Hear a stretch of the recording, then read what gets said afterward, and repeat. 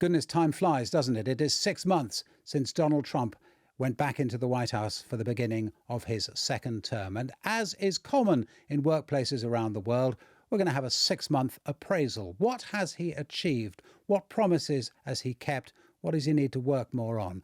Welcome to Americast. Americast from BBC News. Hello, it's Sarah here in the BBC's Washington Bureau. And it's Justin in the worldwide headquarters of Americast in London, England. So Donald Trump's clearly giving himself full marks for his first 6 months. That's no surprise. Let's talk to somebody who is very well placed to give us a real assessment, though. Marc was inside the White House during Donald Trump's first term. He was in charge of legislative affairs and then chief of staff to Vice President Mike Pence. He's now at the Advancing American Freedom Political Action Group. And Marc, we've brought you on because we're scoring Donald Trump and how he's done in his first 6 months in office.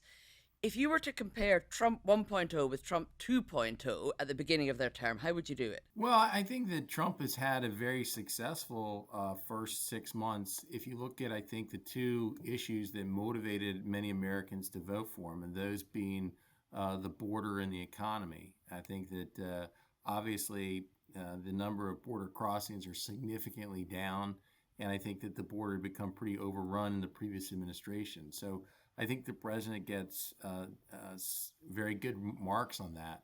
On the economy, there's obviously concern in America about the heightened inflation during the Biden years, and we have markets hitting all-time highs. You have basically good jobs reports. You have pretty tame inflation, and so I think economically as well, he would get good marks. I think on the foreign policy front, I think taking decisive action with Iran was a big victory for the Trump administration too. And I think compared to the first administration, our first big legislative priority coming out of the gate was repealing Obamacare, and we failed on that. And so I think you'd have to give him pretty strong marks. Having said that, Sarah, I do think there's a lot of warning signs ahead, in particular on the president's trade policy and some other elements that are happening now inside of the administration. But to answer your first question, I think after the first 6 months, compared to the first administration, I think you'd have to give him pretty high marks. Yeah, he's come in clearly not just knowing what he wants to do, but knowing how he's going to get it done and able to hit the ground running in a way he didn't the first time around.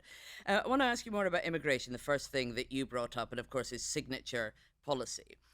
There has been a huge reduction, to practically nothing, of people crossing the border illegally in the south. So that's a big score for and what Trump wanted to do. But there's been a very kind of performative way of trying to get rid of undocumented migrants who were already in the country, with very high-profile raids on workplaces, with people being dragged off, with fights in the courts about whether or not people can be deported to third countries. It's as though the administration is deliberately making this look harsh and cruel. Is that a good idea, do you think? Presumably it's supposed to deter people, but at some point it's going to put people off, isn't it, when they see folk who've been living in this country for years and years and years being treated like this? I think, Sarah, you've begun to see that already, that some of the president's approval ratings on immigration have begun to drop. I think it's likely for the very reasons you state. Having said that, I don't think that the performative nature of it is accidental. I think the president is a very visual person, and he understands the power of what those news stories do as far as a deterrence for other people to come to the southern border. So in many cases, they're not separate and detached. In many cases, the actual visuals that he wants out there helps to serve a purpose of helping to deter more crossings of the border and drive those numbers down. Now, long term, I would concur with you. I think it's even putting aside the notion in my mind that many of these people came here illegally in the first place. The bottom line is that our economy needs to have a working guest worker program. And right now, neither party has provided a solution for that. And that is going to become a bigger and bigger challenge when the labor force gets more and more tight and they're not Americans willing to do those jobs. And so I do see an economic consequence to many of these policies down the road. But right now, the very nature of what the harshness of the visuals that you cite, I think in many ways are intended because it helps with the first purpose of actually lowering crossings at the southern border. Yeah, and I do wonder, Mark, whether he might then kind of slightly change his tune if he sees it not being popular in the longer term future. You've sort of already seen it, haven't you, when he seemed to suggest actually we don't want to chase people off farms if the farmers like them being there, etc., etc. And so my question to you is this: it's a sort of global question about everything that he's done. Do you think he's politically been more subtle than you expected, than we all expected in a way? And I'm thinking of immigration, but more widely, and certainly on a lot of cultural issues like abortion, like trans rights, where he's sort of plucked on something that he knows he's got a big majority with, particularly women, biological males in women's sports. These kind of issues that he's picked from around the place. An abortion much more moderate in a way than some on the right of his party would like to be, and certainly much more moderate than some Democrats said he was going to be. He's actually, I've described him on the podcast as a moderate, and you get all sorts of grief from people. And I don't mean that he's middle of the road, but he plucks issues, doesn't he, from across the spectrum in a way that is quite politically clever. Justin, yeah, I think he's a phenomenal marketer, and he's often beta testing issues. And so, even on the trans issue, he beta tested that and saw the power of it and decided to double down on it. But let's not forget that when he was running beauty contests, he had trans contestants. There is something just fundamentally kind of malleable about Trump, and that's a nice way of putting it, isn't it? Politically, there's not much there except the ability to win. Justin, you're right. He's extremely malleable on pretty much every issue. There's very few core convictions. And I think he looks at that and recognizes that because he delivered victories for the life community in overturning Roe v. Wade, he feels like that gives him a lot more flexibility now to veer away from that topic. And so he thinks it gives him the leverage to appoint RFK to run Health and Human Services. And for your listeners there who may not know, there is no agency that has more responsibility in the issue of abortion than Health and Human Services. And yet Donald Trump has appointed the most pro-abortion secretary ever to hold that position. And so he has an ability to earn favor and trust among an audience and then use that as leverage to walk away and gain a broader support. I'd say the one issue that I think he's been core to him throughout his time when he actually, was supporting financially many Democrats politically in America to the time becoming president is his consistent view on trade. But outside of that, I think he's been very flexible on most all other issues. Yeah. Sarah, on the trade issue, it's interesting, isn't it?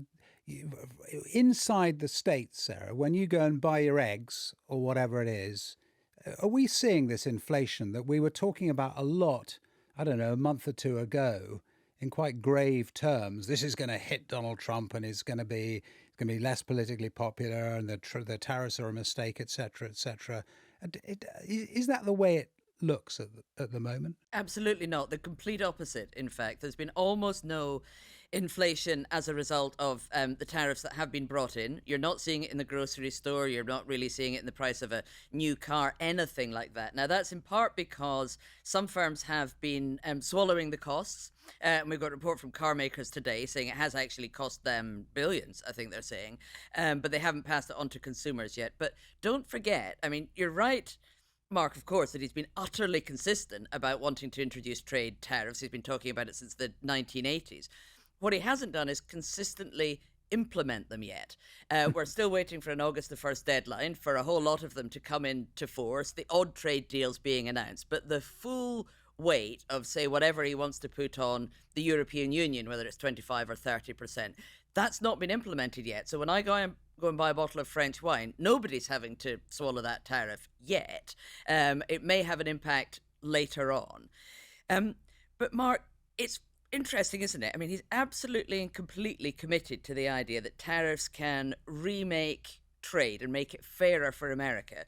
And yet we still don't really know whether he wants to use them to get rid of barriers to trade in, say, Japan, where he's just announced a deal, make it easier to get American goods in there, or whether he wants to use the tariffs to bring in lots and lots of money to the American exchequer, because you can't do both at the same time. Sarah, I think it's one of the most marked differences between the first administration and the second. I think that President Trump has always held these views in which he views in many ways America as a real estate property. And when we would have conversations in the Oval Office trying to explain that it's Americans who pay the tariff and it's in essence a tax on American consumers, he would look at it and say, but look, we have the greatest marketplace in the world and we're suckers for not charging people to have access to those markets. And that's just his fundamental view. But in the first administration, I think the tariffs were used pretty selectively in an attempt to isolate China. The biggest difference here, the first 6 months of this administration, is basically assessing tariffs on friends, allies, and foes alike. And it's universally. And as you said, the justification for them has changed. In many cases, you've heard the administration say, we have a trade deficit that we need to fix. Well, economically, a trade deficit is not in of itself necessarily a bad thing, because you have a deficit because we're the richest nation in the world and we can afford goods from other countries. One way to get rid of a trade deficit is just to bankrupt the country. And so in and of itself, that is a bad barometer. But even with the UK, when we strike allegedly the framework of a new deal, we have a surplus with the UK. So is it really for trade deficit? Or as you've said, is the issue now that the sense that we actually have money rolling into the Treasury, as the president says, but again, that money rolling into the Treasury is paid by Americans. It's not paid by foreign governments, so it's a tax on the American people.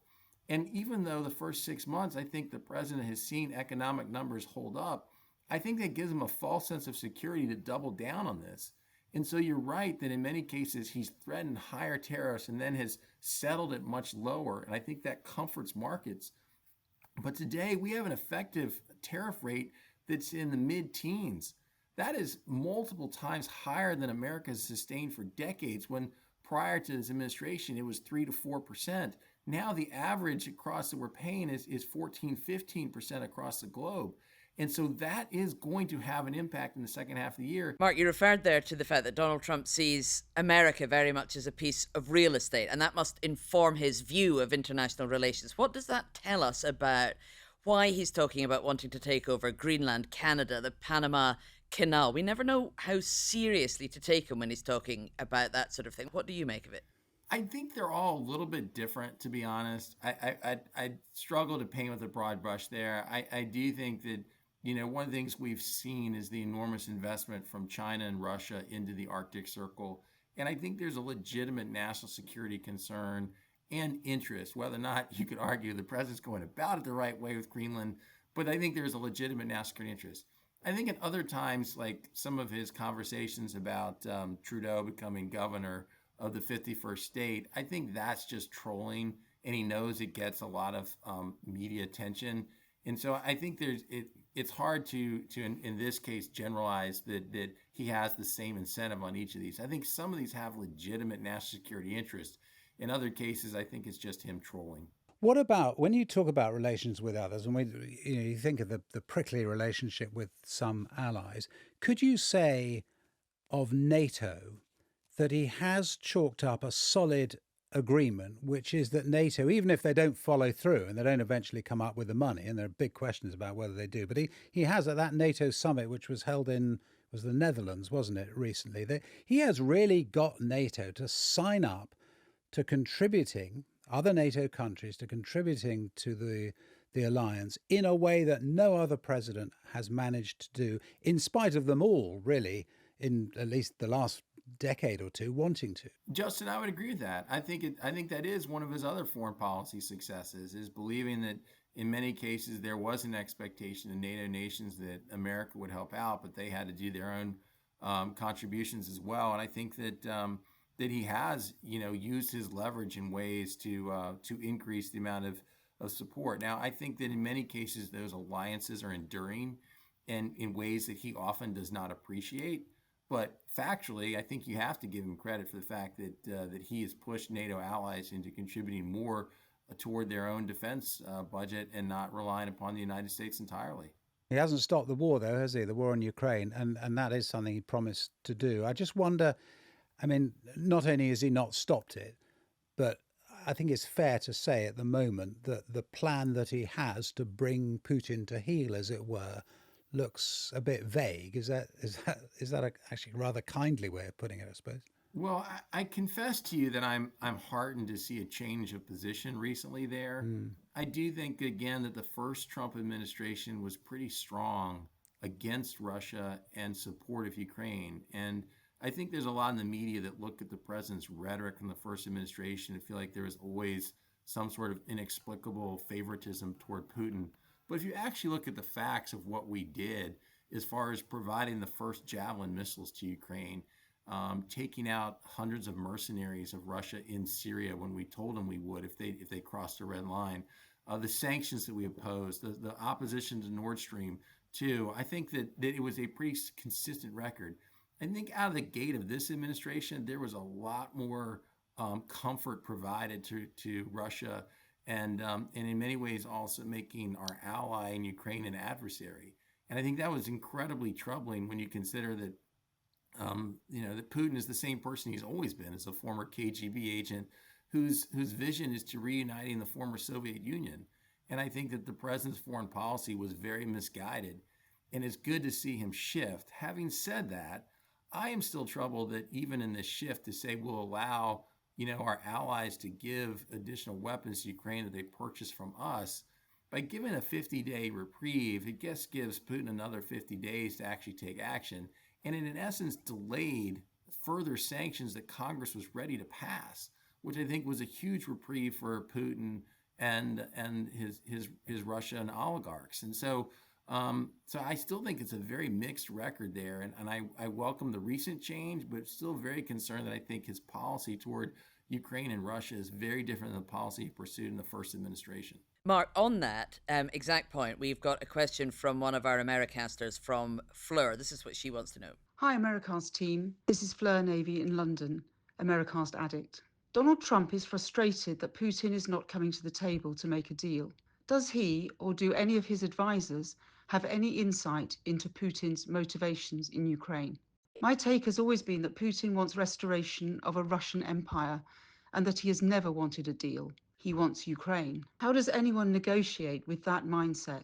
And what might be Trump's strategy? And I mean, we have heard from Donald Trump. He does understand that that's what Putin wants. It's clearly not what Donald Trump is prepared to give him, even if he is prepared to hand over the parts of Ukraine that Russia currently occupies. It does seem rather difficult to work out how you would ever square that circle. I think it is hard to square that circle. During the Obama administration, Russia obtained Crimea. The only time Russia didn't gain territory was during the first Trump administration. But now it seems the president's willing, in order to get a peace deal, willing to give up territory they've already conquered. And so I do think that Putin's incrementalist approach and having a longer term vision and knowing that in many cases American presidents will look to just strike a deal to get the conflict over has worked in Putin's benefit. And I fear that the second Trump administration is acting more like other American presidencies of this century as opposed to the way he acted during his first administration. There's surely a risk that Vladimir Putin can take this too far, that he embarrasses Donald Trump, who has promised to deliver a deal and is getting frustrated that he hasn't been able to, and that backfires on Russia. Sarah, I don't know. I think you could be right that we're reaching a point that he overplays his hand and the president gets exasperated. But it seems at this point that so far Putin has played President Trump pretty effectively during these last 6 months. So I don't know the answer to that question. I think time will tell. Sarah, there is a big white elephant, isn't there? Is that the right term? There's a big elephant anyway in the room, which I think you're going to get to. Yes, it's consuming most of the White House, I think, as the elephant keeps growing and growing.